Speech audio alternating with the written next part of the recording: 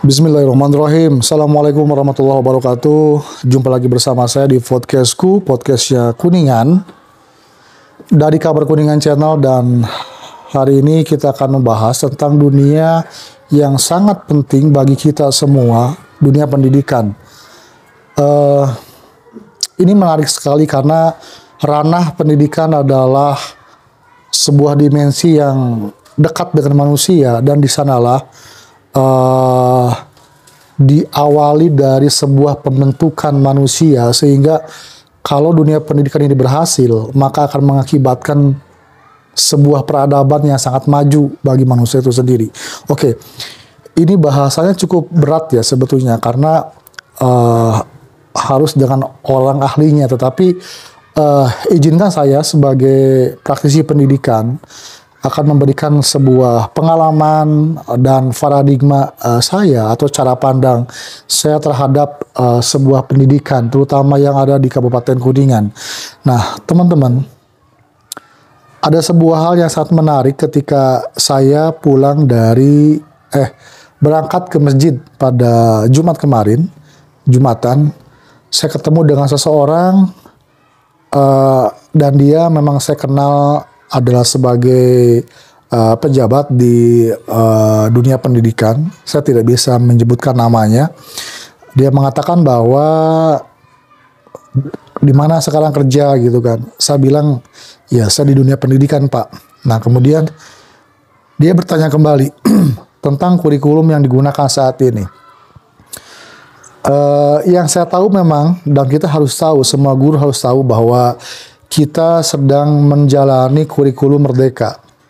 Sebuah konsep kurikulum baru yang mungkin kalau kata orang ya sama aja, tetapi mungkin ada beberapa perbedaan. Saya menggarisbawahi bahwa kurikulum merdeka ini berkarakter. Karakter ini ya. Bagaimana siswa berkarakter. Itu kata kuncinya ya.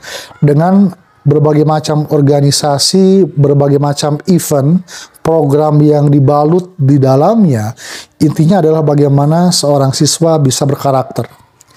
Entah itu dengan program proyek profil pelajar Pancasila, entah itu dengan proyek panen karya, atau apapun itu, intinya adalah bagaimana siswa bisa berkarakter.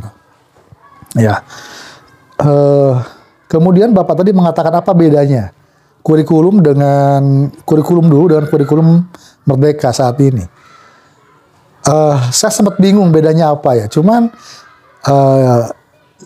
menurut pandangan saya bahwa setiap tahun kurikulum itu mengalami perbaikan, bukan kemunduran.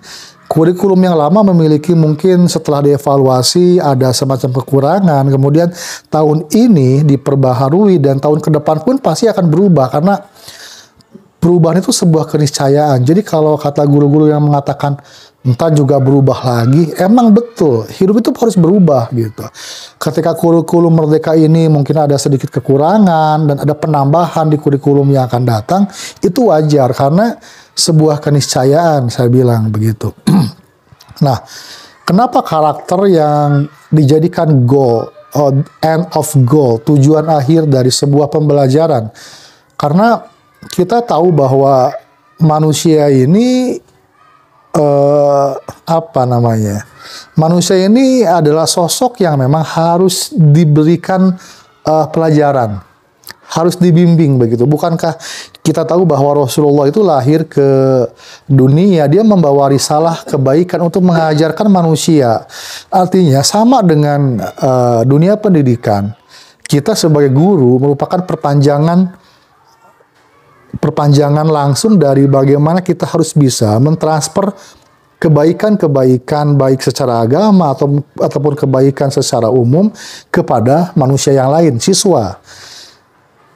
Jadi sungguh mulia orang yang bergerak di dunia pendidikan, karena dia mungkin menjadi sosok yang mewarisi estafet bagaimana dulu Rasulullah memberikan arahan bimbingan kepada umatnya. Kemudian sekarang sama, kita pun harus bisa memberikan arahan, bimbingan, mengajar, mendidik. Makanya saya pernah baca di sebuah sekolah, di sana ada tulisan mengajar bukan hanya mendidik. Jadi ada mengajar, ada mendidik begitu ya. Kalau mengajar ya mungkin aktivitas di ruang kelas, kita mengadakan aktivitas rutin, memberikan informasi kepada siswa yang lain, kemudian di sana ada proses transfer pengetahuan dan lain-lain. Kalau mendidik tidak. Di sana kita sebagai role model. Jadi kalau di sekolah, siswa itu melihat guru. Dia menjadi role model. Bagaimana cara kita mendidik, bagaimana kita menyikapi seseorang, bagaimana kita menghargai siswa, bagaimana kita meraih mereka ketika mereka sedang dalam kesulitan dan lain-lain. Cukup rumit, cukup pelik gitu kan. Nah, kemudian kenapa karakter ini menjadi sebuah bahasan yang paling utama dan bertahun-tahun ini dijadikan sebagai tujuan utama dalam sebuah proses pendidikan, karena dulu juga Rasulullah sama tujuan akhirnya adalah menciptakan manusia yang berkarakter, berakhlak baik begitu kan, artinya berkarakter. Dan untuk saat ini cukup sulit bagi kita di zaman modern seperti ini, di mana perkembangan zaman sudah mulai begitu cepatnya berubah dengan adanya arus informasi yang begitu ibaratnya borderless atau tidak ada batasan jarak dan waktu. Artinya ketika di Amerika sana sebuah kebudayaan itu muncul, maka akan cepat datang ke Indonesia dengan adanya internet, tayangan, dan lain-lain. Artinya kita bisa melihat langsung. Anak-anak kita bisa mengadopsi langsung, bisa menyimpan memori bagaimana dia menonton sesuatu begitu.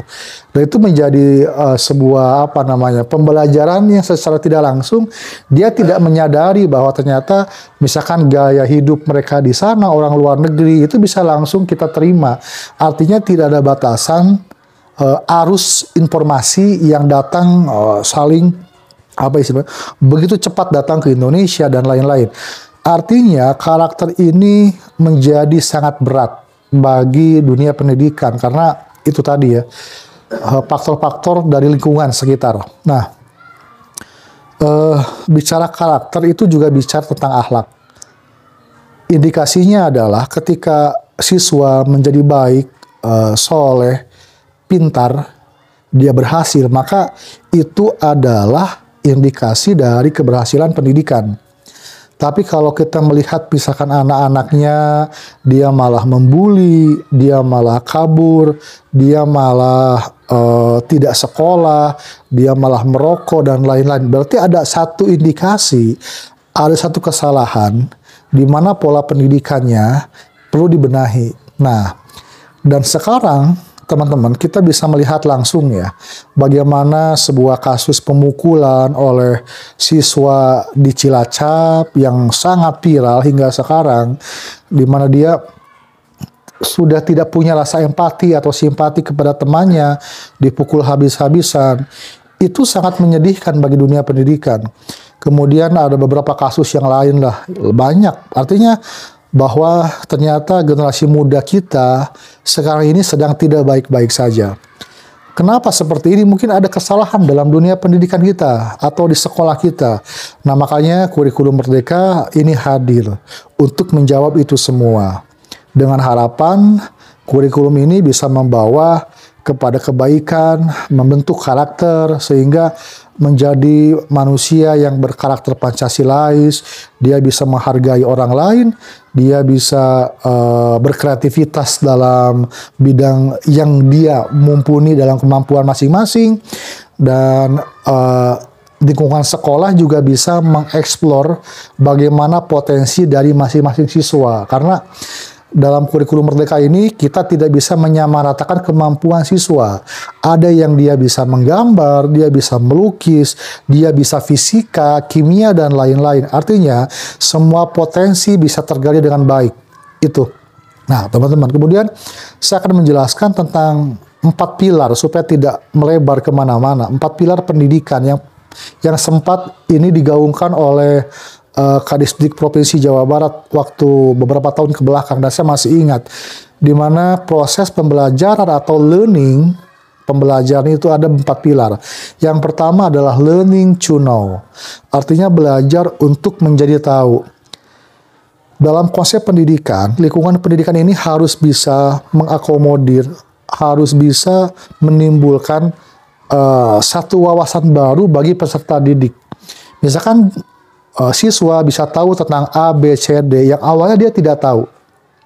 Dia bisa tahu tentang kosakata dalam bahasa Inggris, dia bisa tahu tentang arti bahasa Inggris kalau dalam bahasa Inggris ya, atau dia bisa mengetahui tentang hal-hal lain, hal baru yang dia temukan di sekolah, baik itu merupakan hasil transfer dari guru ataupun dari teman-temannya. Learning to know, transfer pengetahuan atau knowledge transfer ya. Oke. Yang kedua adalah learning to do. Setelah dia tahu tentang sesuatu hal, dia melakukan. Setelah dia tahu tentang akhlak, tentang cara berbakti kepada orang tua, cara menghormati guru, maka dia lakukan itu semua. Learning to do. Melakukan apa yang dia tahu. Artinya tentu ya, semua nilai-nilai kebaikan ditanamkan di sekolah. Tidak mungkin ya sekolah menanamkan nilai kejelekan. Misalkan kamu harus maling, kamu harus kabur, tidak mungkin. Tetapi nilai kebaikan ditanamkan untuk menjadi dia belajar, learning to do, melakukan. Nah, kemudian yang ketiga, setelah dia melakukan maka akan muncul sosok yang learning to be. Dia menjadi sosok yang baik dalam hidupnya. Seorang siswa yang dia tahu segalanya tentang ilmu pengetahuan, dia melakukan dengan baik semua nilai-nilai kebaikan, dan akhirnya dia menjadi sosok yang kita harapkan, manusia seutuhnya. Jadi dalam konsep kurikulum merdeka ini, Ki Hajar Dewantara pernah mengatakan bahwa pada dasarnya manusia ini memiliki nilai kebaikan dalam dirinya. Kita tidak bisa mewarnai mereka dengan warna kita sendiri karena mereka sudah punya kebaikan dalam dirinya. Kita hanya mengawal. Itu dalam konsep kurikulum merdeka, teman-teman. Nah, kemudian setelah learning to be, belajar menjadi seseorang, maka yang terakhir adalah learning to live together. Belajar hidup bersama. Itu artinya bahwa komunitas sekolah adalah komunitas sosial. Di sana heterogenitas personal sangat kompleks, ada dari mulai perbedaan daerah, perbedaan adat istiadat, perbedaan pola asuh dulunya, perbedaan karakter dan lain-lain. Mereka kumpul di sebuah tempat, kemudian berinteraksi di sana. Maka diperlukan kemampuan sosial. Siswa di sana diajarkan, terutama di pondok pesantren ya. Biasanya mereka akan banyak sekali menghabiskan waktu selama hidupnya di pondok pesantren. Kalau di sekolah negeri mungkin hanya sekitar 7 sampai 5 jam mereka di sekolah. Setelah itu mereka keluar dari sekolah, pulang di rumah. Artinya dia belajar tentang bersosialisasi. Bagaimana cara menghadapi temannya, bagaimana cara mendengar temannya, bagaimana cara bersikap supaya dia nyaman dan temannya juga nyaman, bagaimana cara dia berinteraksi, saling menolong, bekerja sama, dan lain-lain. Berinteraksi, makhluk sosial. Nah, di sana ada sebuah pembelajaran. Oke, jadi intinya bahwa pendidikan adalah sesuatu yang kompleks. Dia membutuhkan sentuhan-sentuhan dari semua aspek. Guru, penjaga sekolah, tata usaha, semuanya berkontribusi dalam dunia pendidikan. Nah, demikian mungkin teman-teman untuk podcastku kali ini, dan mudah-mudahan ada manfaatnya. Semoga dunia pendidikan, terutama di Kabupaten Kuningan, ini bisa menghasilkan, bisa menelurkan output siswa yang berkualitas, kemudian lebih besarnya bisa memunculkan karakter-karakter siswa yang sesuai dengan karakter Pancasila dan karakter keagamaan, tentunya Islam dan agama-agama yang lain ya teman-teman. Oke, demikian untuk info podcast kali ini, dan jangan lupa nanti simak kembali podcast selanjutnya dengan narasumber yang berbeda. Kita akan membicarakan tentang apapun yang berkaitan dengan dunia apapun di podcastnya Kuningan. Jangan lupa subscribe, dan inilah kabar Kuningan Jabar.